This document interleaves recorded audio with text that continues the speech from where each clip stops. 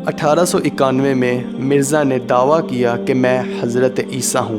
کشتی نوح روحانی خزائن volume number 19 صفحہ نمبر 87 تا 89۔ تو اس بات پر اس کے پیروکاروں میں سے کسی ایک بندے نے سوال کیا کہ آپ حضرت عیسیٰ کیسے ہو سکتے ہیں؟ وہ تو بغیر باپ کے اللہ کے معجزے سے پیدا ہوئے تھے اور آپ کے باپ کا نام غلام مرتضیٰ تھا۔ تو اس کا جواب اپنی کتاب کشتی نوح میں اللہ عز و جل کی عظمت میں گستاخی کرتے ہوئے لکھتا ہے کہ مجھے اس منصوبے کا خیال ہوتا تو میں اسی براہین احمدیہ میں یہ کیوں لکھتا کہ عیسیٰ مسیح ابن مریم آسمان سے دوبارہ آئے گا۔ سو چونکہ خدا جانتا تھا کہ اس نقطے پر علم ہونے سے یہ دلیل ضعیف ہو جائے گی، اس لیے گو اس نے براہین احمدیہ کے تیسرے حصے میں میرا نام مریم رکھا۔ پھر جیسا کہ براہین احمدیہ سے ظاہر ہے 2 برس تک صفت مرمیت میں نے پرورش پائی اور پردے میں نشوونما پاتا رہا۔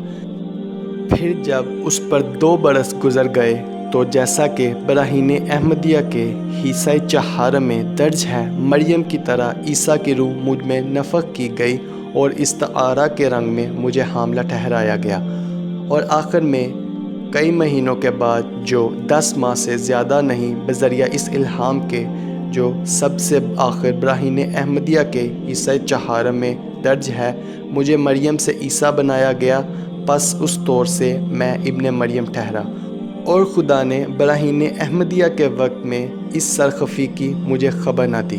نعوذ باللہ۔ مرزا کی جھوٹی باتوں کے خلاف بہت سے علماء اٹھ کھڑے ہوئے، جن میں مولانا ثناء اللہ امرتسری، مولانا محمد حسین بٹالوی، مولانا عبدالحق غزنوی اور مولانا غلام دستگیر قصوری جیسے علماء کرام شامل ہیں۔ لیکن یہ بندہ میڈیا کی طاقت سے سب پر قابو پا لیتا اور پھر ٹیلی ویژن کا ظہور ہوا۔ اس دور میں برطانوی حکومت کی مدد سے غلام احمد قادیانی نے ایک ٹیلی ویژن بنایا، جس سے اس کی جماعت نے اور زیادہ طاقت پکڑ لی۔ 1893 میں روحانی الخزائن والیوم 5 صفحہ نمبر 548 کمالات اسلام میں بیان کرتا ہے کہ کوئی بھی جو تم میں سے یہ یقین نہیں رکھتا کہ میں اللہ کی طرف سے بھیجا گیا ہوں، وہ تمام بدکار عورت کی اولاد ہیں۔ تو مرزا کی اس بات سے صاف ظاہر ہوتا ہے کہ اس کی پہلی بیوی جو کہ اس کے چچا کی بیٹی تھی، وہ بھی بدکار تھی، کیونکہ اس کے اپنے بیٹے مرزا فضل احمد نے قادیانی کو اسی وقت جھوٹا قرار دے دیا تھا اور اپنے باپ کی جماعت میں شمولیت اختیار نہیں کی تھی۔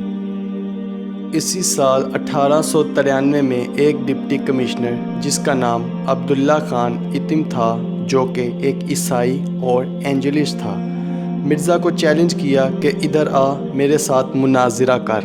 مرزا اس کی سرگرمیاں دیکھ کر بہت پریشان ہوا، کیونکہ وہ لوگوں کو اس کی جماعت میں شمولیت سے روکتا تھا، اور اسی سلسلے میں مرزا نے اسے بد دعا دی کہ تم 15 ماہ میں مر جاؤ گے۔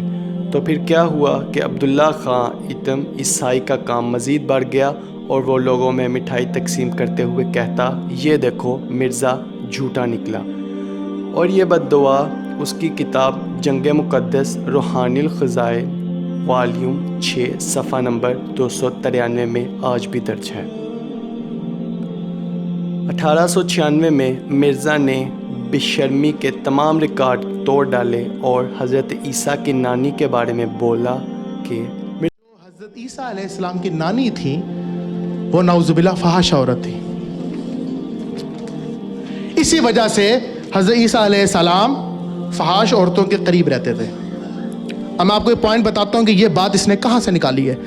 یہ بھی کہہ رہے تھے نا کرسچن، آپ بےزتی کرتے ہیں، ہماری بےزتی کرتے ہیں۔ جان چیپٹر 8 میں حضرت عیسیٰ علیہ السلام ایک پروسٹیٹیوٹ، ایک فحش عورت کو بچا رہے ہیں، اور وہ فحش عورت اپنے بالوں سے ان کے پاؤں صاف کر رہی ہے۔ اچھا، اب پوائنٹ یہ ہے کہ مرزا غلام احمد نے یہ بات کہی کہ اس وجہ سے، کیونکہ وہ بائبل سے اس نے لی تھی، اس نے کہا اس وجہ سے کیونکہ ان کی نانی جو تھی وہ نعوذ باللہ غلط ریلیشن سے آئی تھی۔ آپ کو ایک بات بتاؤں کہ یہ جو بات ہے نا جان چیپٹر 8 میں، یہ اب بائبل میں نکال دی گئی ہے، اور انہوں نے کہا کہ یہ تحریف تھی۔ مرزا کو نہیں پتا تھا یہ تحریف تھی۔ پوائنٹ سمجھ رہے ہیں؟ 50 سال بعد یہ بندہ جھوٹا ثابت ہو گیا، 1000 سال نہیں، 50 سال بعد ہی۔ 50 سال پہلے اس نے یہ بات بولی کہ جی یہ وجہ اس کی یہ ہے کیونکہ بائبل سے یہ چیز نظر آتی ہے. بائبل والے اسکالر کہتے ہیں یہ بات موجود ہی نہیں تھی بائبل میں اور اس کو پتہ نہیں تھا. مرزا غلام احمد کی مکاری کا اندازہ آپ اس بات سے بھی لگا سکتے ہیں کہ حضرت غلام فرید چچران شریف والے کو پیار بھرے خط لکھا کرتا تھا اور ان کی شاعری کی تعریف کیا کرتا تھا.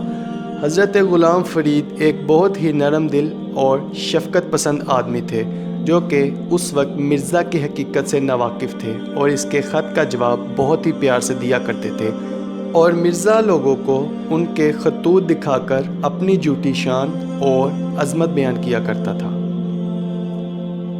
1897 میں ایک وفد جس کی سرپرستی مولانا محمد حسین بٹالوی کر رہے تھے حضرت غلام فرید کی خدمت میں پیش ہوئے اور مرزا کی اصل حقیقت بیان کی.